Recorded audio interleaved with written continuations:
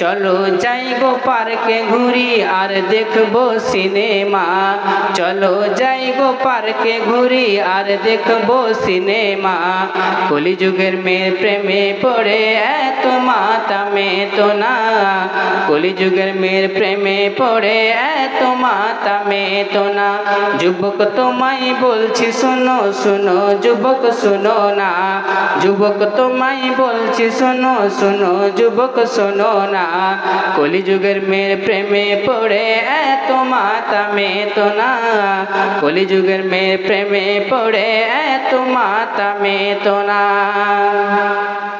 তাকে দামি দামি গিফট দিলে সে ডাকবে তোমায় সোনা জানু বলে।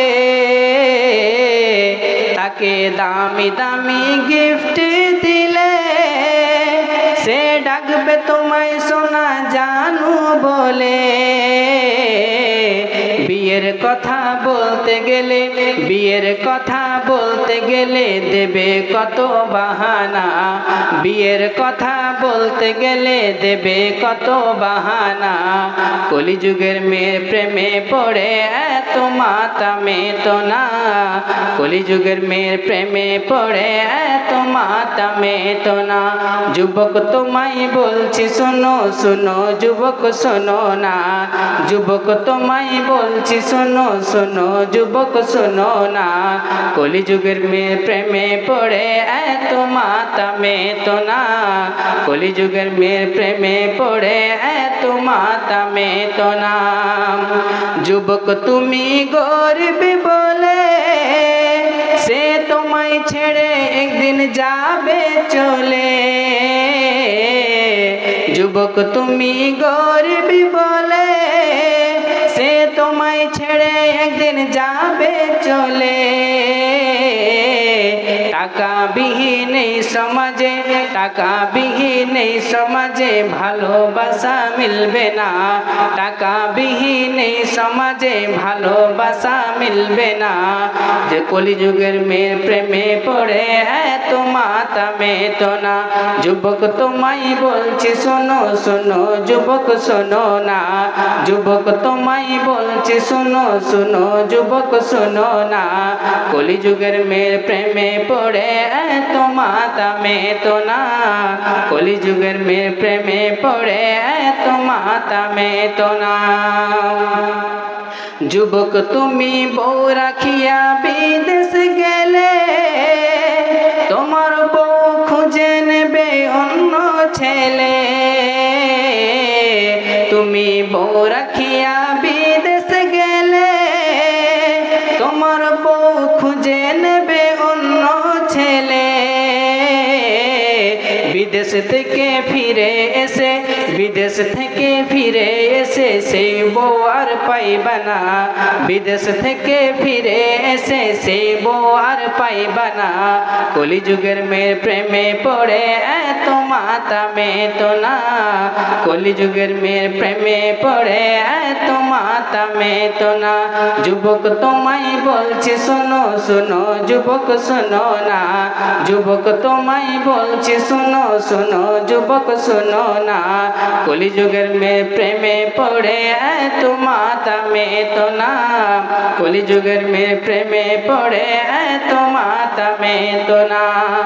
যুবক তোমার হাতে ধরি যুবক তোমার পায়ে পড়ি। যুবক তোমার হাতে ধরি যুবক তোমার পায়ে পড়ি। মেয়েরা হলো শয়তানের ফাঁদ মেয়েরা হলো শয়তানের ফাঁদ সে ফাঁদে পা দিও না। মেয়েরা হলো শয়তানের ফাঁদ সে ফাঁদে পা দিও না। কলিযুগের মেয়ের প্রেমে পড়ে এত মাতামে তো না। যুবক তোমায় বলছি শোনো শোনো যুবক শোনো না।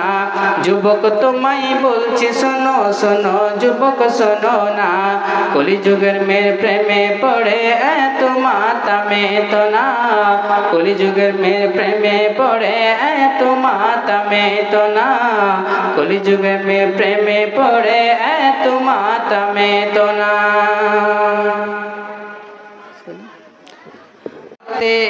যখন আমরা দুনিয়ার বুকে একই সাথে উঠা বসা করেছি, একই সাথে খাওয়া দাওয়া করেছি, একই সাথে খেলাধুলা করেছি, কিন্তু তুমি জান্নাতে গিয়েছো এর জন্য যে তুমি দুনিয়ার বুকে সালাত আদায় করতে, নামাজ আদায় করতে, আর আমি দুনিয়ার বুকে নামাজ আদায় করিনি, তার জন্য জাহান্নামে এসেছি।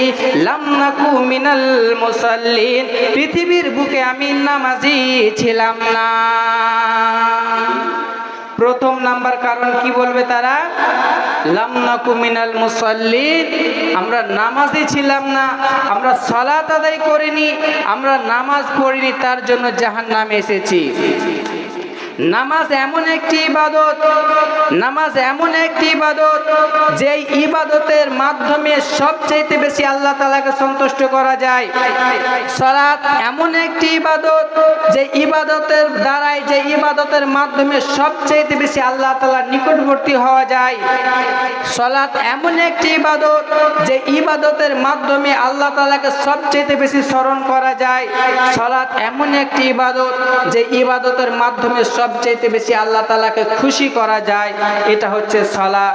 জাহান্নামীরা যখন জাহান্নামে যাবে তখন তারা বলবে যে আমরা দুনিয়ার বুকে নামাজি ছিলাম না, আমরা আল্লাহ তাআলাকে সন্তুষ্ট করতে পারিনি, আমরা আল্লাহ তাআলাকে রাজি করতে পারিনি, তার জন্য আজকে আমরা জাহান্নামে এসেছি। বিশ্বনবী বলছেন বাইনাল আবদি ওয়া বাইনাল কুফরি তারকুস সালাত, একটা মুমিন বান্দা এবং একটা কাফেরের মধ্যে পার্থক্য হচ্ছে নামাজ ছেড়ে দেওয়া। অর্থাৎ একটা মুমিন যে আল্লাহকে এক বলে বিশ্বাস করে, যে আল্লাহকে এক বলে মানে, সে সালাত আদায় করবে, এবং যে সালাত আদায় করবে না, একটা কাফের, সে আল্লাহকে অস্বীকার করে, সে আল্লাহকে মানে না, আল্লাহর হুকুম মাহকামকে মানে না, তার জন্য তারা সালাত আদায় করবে না। বিশ্বনবী বলছেন একটা মুমিন বান্দা এবং কাফেরের মধ্যে পার্থক্য হচ্ছে সালাত ছেড়ে দেওয়া। তাহলে যারা সালাত আদায় করে তারা হলো মুমিন, যারা সালাত আদায় করে না তারা হলো কাফের। এটা আল্লাহর রাসূল বললেন। আরেকটি হাদিস শুনেন, আল্লাহ রাসূল বলছেন আল আহাদুল্লাযী বাইনানা ওয়া বাইনাহুম ফামান তারাকাহা ফাকাদ কাফারা। বিশ্বনবী বলছেন একটা মুমিন এবং একটা কাফের মুনাফিকের মধ্যে এই বিষয়ের প্রতি আহাদ রয়েছে, অঙ্গীকার রয়েছে। সেটা কি? সেটা হলো নামাজ, সেটা হলো সালাত। অর্থাৎ যারা আল্লাহকে এক বলে বিশ্বাস করেছে, যারা আল্লাহকে এক বলে মেনে নিয়েছে, যারা আল্লাহকে নিজের প্রভু বলে মেনে নিয়েছে, তারা এই বিষয়ের প্রতি আহাদ করেছে যে আমরা দুনিয়ার বুকে গিয়ে আল্লাহর ইবাদত করব, আমরা সালাত আদায় করব। এবং যারা আল্লাহকে অস্বীকার করে, যারা আল্লাহকে মানে না, যারা আল্লাহর সঙ্গে কুফরি করে, তারা এই বিষয়ের প্রতি আহাদ করেছে যে আমরা দুনিয়ার বুকে আল্লাহর ইবাদত করব না, আল্লাহর কথা মতো চলব না। তাই বিশ্বনবী বলছেন মুনাফিক এবং কাফের, বেঈমান এবং মুমিনদের মধ্যে যে বিষয়ের প্রতি আহাদ রয়েছে, অঙ্গীকার রয়েছে, সেটা হলো সালাত। যারা নামাজ ইচ্ছাকৃতভাবে ছেড়ে দিল ফাকাদ কাফারা, বিশ্বনবী বলছেন সে কাফের হয়ে গেল। যে নামাজ ছাড়লো সে কাফের হয়ে গেল। আরেকটি হাদিস শুনেন, হযরতে আব্দুল্লাহ ইবনে শাকিক, ইনি হলেন একজন তাবী। তিনি বলছেন যে আল্লাহর রাসূলের যুগে, বিশ্ব নবীর যুগে সাহাবায়ে কেরামেরা সালাত ত্যাগকারী ছাড়া কাউকে কাফের মনে করতেন না। অর্থাৎ সেই যুগে যদি কোনো মানুষ সালাতকে ছেড়ে দিত, সালাত আদায় না করত, তাহলে সাহাবায়ে কেরামেরা তাদেরকে কাফের মনে করতেন, সাহাবায়ে কেরাম তাদেরকে কাফের মনে করতেন। অথচ সেই নবীর যুগে, বিশ্ব নবীর যুগে মানুষেরা গুনাহ করেছে, বিশ্ব নবীর যুগে মানুষেরা চুরিও করত, ডাকাতিও করত, জেনা ব্যভিচারও করেছে, তারপরও সাহাবায়ে কেরামেরা তাদেরকে কাফের মনে করতেন না। কিন্তু একজন সালাত ত্যাগকারী ব্যক্তিকে তারা কাফের মনে করতেন, তারা তাদেরকে কাফের মনে করতেন। আব্দুল্লাহ ইবনে শাকিক তাবী বলছেন যে রাসূলের যুগে সাহাবায়ে কেরামেরা সালাত ত্যাগকারী ছাড়া কাউকে কাফের মনে করতেন না। যারা নামাজ ছেড়ে দিত শুধু তাদেরকেই কাফের মনে করতেন। তাহলে আমরা এই হাদিসগুলি থেকে কি বুঝতে পারলাম? যে যারা সালাত আদায় করে না, যারা নামাজ নিয়মিত আদায় করে না, তারা যখন জাহান্নামে যাবে তারা বলবে যে আমরা পৃথিবীর বুকে সালাত আদায় করিনি, তার জন্য জাহান্নামে এসেছি। পৃথিবীর বুকে আমরা নামাজ আদায় করিনি, তার জন্য এসেছি। তারা নিজের মুখে স্বীকার করবে। কারণ কেউ যদি সালাত ছেড়ে দেয় তাহলে আল্লাহর রাসূলের ফতোয়া অনুযায়ী সে আর মুসলমান থাকে না।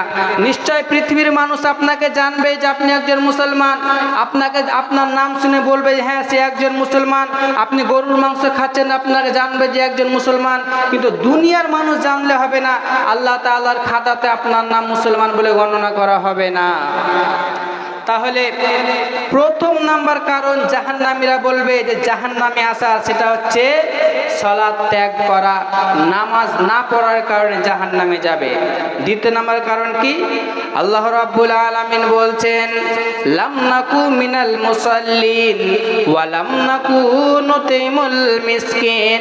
জাহান্নামীরা জাহান্নামে যাওয়ার পরে তারা বলবে ও জান্নাতি ভাই, পৃথিবীর বুকে যখন তোমার বাড়িতে কোনো ফকির মিসকিন আসতো, কোনো অসহায় মানুষ আসতো, যখন তোমার বাড়িতে কোনো অসহায় মানুষ এসে তোমার কাছে খাবার খেতে চাইতো, তখন তুমি তাদেরকে খাবার খেতে দিতে।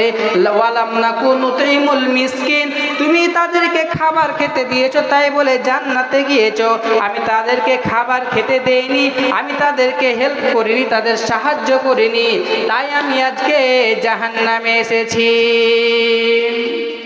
দ্বিতীয় নাম্বার কারণ তারা বলবে ওয়ালাম নাকু নুতিমুল মিসকিন, আমরা ফকির মিসকিনদের কখনো খাবার দেইনি, ফকির মিসকিনদের কখনো খাবার খেতে দেইনি, তাই আজকে আমরা জাহান্নামে এসেছি। মুস্তাফা লুৎফি আল মানফুলতি তিনি হলেন একজন দার্শনিক। তিনি একটা গল্প লিখেছেন তার বইয়ের মধ্যে।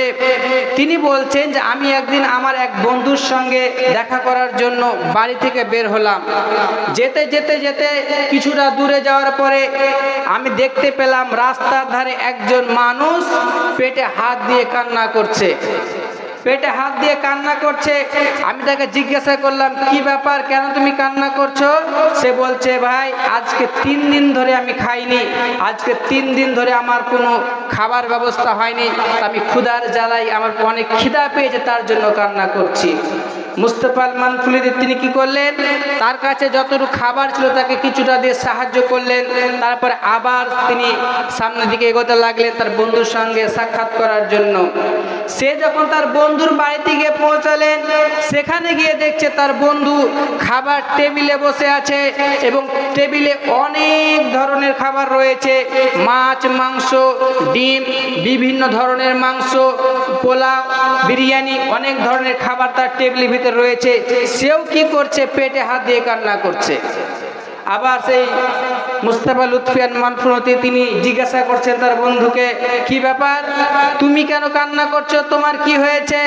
বলছে বন্ধু বলিও না, আজকে অনেক রকমের খাবার ছিল, মাছ খেয়েছি, মাংস খেয়েছি, পোলাও খেয়েছি, বিরিয়ানি খেয়েছি, খেতে খেতে এতটাই খেয়ে ফেলেছি যে আমার অতিরিক্ত খাবার কারণে আমার পেট ব্যথা করতে শুরু করেছে। তখন এই মুস্তাফা লুৎফি আল মানফুলতি বলছেন হায়রে মানুষের বিবেক, ওই রাস্তার ধারে দেখলাম একটা মানুষকে পেটে হাত দিয়ে কান্না করছে, কেন? সে 3 দিন ধরে খেতে পায়নি, আর এইখানে একে দেখছি অতিরিক্ত খাবার খাওয়ার কারণে কান্না করছে। এই লোকটা, আমার এই বন্ধুটা যদি অতিরিক্ত খাবারটা না খেয়ে ওই অসহায় মানুষটাকে দিয়ে দিত, ওই মিসকিনটাকে দিয়ে দিত, তাহলে তার পেটে ক্ষুধার জন্য তার পেট ব্যথা করতো না, সে কান্না করতো না। আর এই যে অতিরিক্ত খাবারটা খেয়েছে, এই অতিরিক্ত খাবার কারণে যে পেট ব্যথা করছে, যদি খাবারটা তাকে দিয়ে দিত তাহলে এরও পেট ব্যথা করতো না। তাহলে কি বোঝা গেল?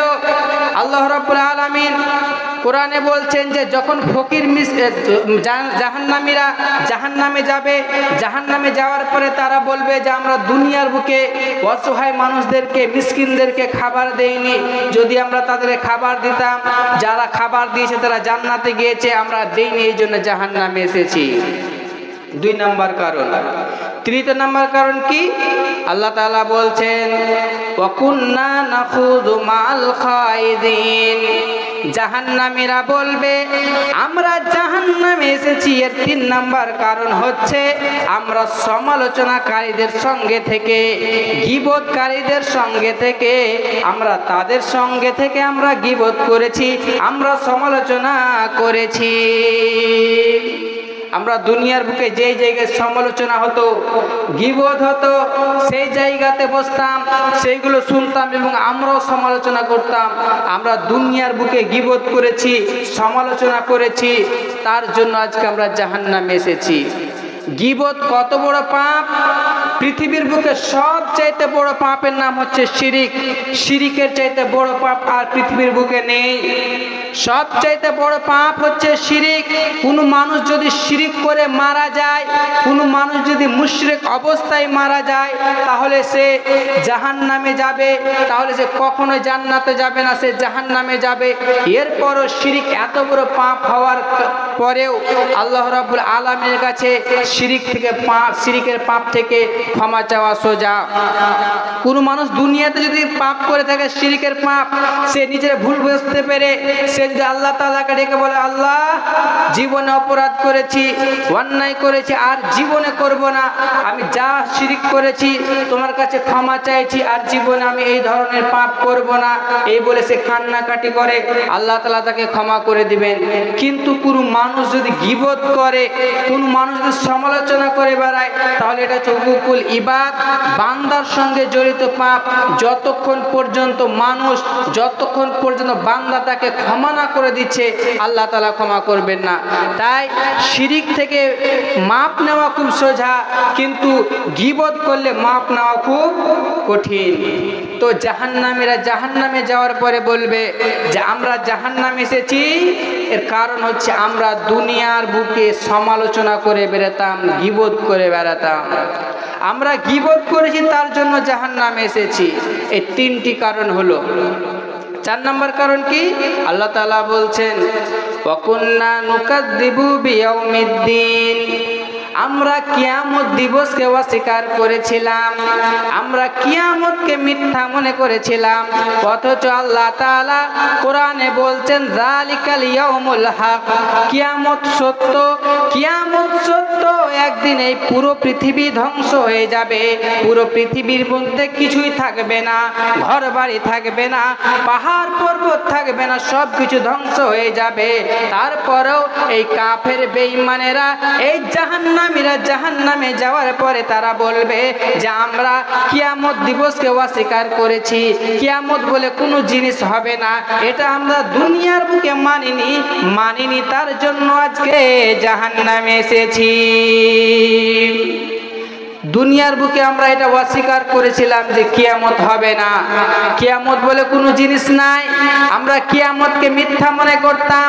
কিন্তু আজকে বুঝতে পারছি যে কিয়ামত সত্য, আমরা কিয়ামত দিবসকে অস্বীকার করার কারণে আজকে জাহান্নামে এসেছি। এই 4টা কারণ জাহান্নামীরা বলবে, এই 4টা কারণ জাহান্নামীরা বলবে। আল্লাহ রাব্বুল আলামিন এরপরে বলছেন এই 4টা কারণ বলার পরে তারা বলবে কি, আমরা দুনিয়ার বুকে এই করে আমাদের জীবন কাটতেছিল, কাটতে কাটতে হাত্তা আতানাল ইয়াকিন, আমাদের মৃত্যু এসে গেছে, মালাকুল মউত এসে আমাদের বডির ভিতর থেকে আত্মা বের করে নিয়ে চলেছে, আমাদের বডি থেকে আত্মা বের করে নিয়েছে, আমরা দুনিয়া ত্যাগ করে চলে এসেছি। আর এই কিয়ামতের মাঠে হিসাব কিতাব হওয়ার পরে আল্লাহ তাআলা আমাদেরকে জাহান্নামী বলে ঘোষণা করেছেন, তাই আজকে আমরা জাহান্নামে এসেছি। এই 4টা কারণ। এবার আপনি নিজের দিকে তাকিয়ে দেখেন, আপনি নিজের দিকে দেখেন, আপনার ভিতরে এই 4টা কারণ পাওয়া যায় কি যায় না? প্রথম নাম্বার কারণ কি? জাহান্নামে যাওয়ার পর তারা বলবে লাম নাকুম মিনাল মুসাল্লিন, আমরা নামাজি ছিলাম না। আপনি সালাত আদায় করেন কি করেন না? একবার আপনি নিজের দিকে তাকিয়ে দেখেন।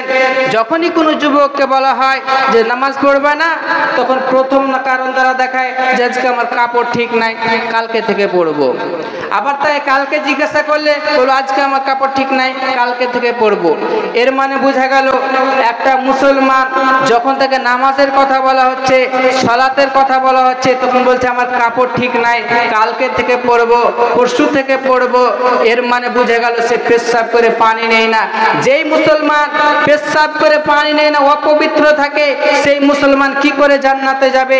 তাই এই যুবকেরা, তাই এই মানুষেরা জাহান্নামে যাওয়ার পরে বলবে যে আমরা দুনিয়ার বুকে নামাজি ছিলাম না, তার জন্য জাহান্নামে এসেছি। আপনি নিজের দিকে লক্ষ্য করেন, আপনি নিজের দিকে তাকিয়ে দেখেন, যখন আপনার বাড়িতে ফকির মিসকিন যায় তখন আপনার মন ভারী হয়ে যায়, আপনার মুখটা ভারী হয়ে যায়, খেতে চাইবে নাকি, খেতে দিতে হবে নাকি। কিন্তু যদি আজকে আপনি খেতে না দেন, কিয়ামতের মাঠে যখন আপনি জাহান্নামে যাবেন তখন আপনি আক্ষেপ করে বলবেন যদি আমি খেতে দিতাম তাহলে আজকে জাহান্নামে আসতাম না। আপনি আপনার দিকে লক্ষ্য করে দেখেন, আপনি দোকানে বসে বসে গীবত করেন, সমালোচনা করেন, পরনিন্দা করেন। আজকে আপনি দুনিয়ার বুকে থাকা অবস্থায় আপনি গীবত করে বেড়াচ্ছেন, আপনি জাহান্নামে যাওয়ার পরে বলবেন যে আমরা দুনিয়ার বুকে গীবত করেছি, তার জন্য জাহান্নামে এসেছি। মানুষ জান্নাত জাহান্নামকে অনেক মানুষ বিশ্বাসই করে না, তারা মনে করে যে এগুলো একটা ফ্রড জিনিস, এমনি কিসসা কাহানির মতো। অথচ আল্লাহ তাআলা কোরআনের শুরুতেই বলেছেন যে মুমিনদের বৈশিষ্ট্য হলো তারা অদৃশ্য না দেখা জিনিসের প্রতি ঈমান রাখে, বিশ্বাস রাখে। আপনাকে আমাকে বিশ্বাস রাখতে হবে, যদি আপনি না রাখেন তাহলে আপনি মুশরিক হয়ে, আপনি কাফের হয়ে মারা যাবেন। আল্লাহ রাব্বুল আলামিন যেন আমাদের বোঝার তৌফিক দান করেন।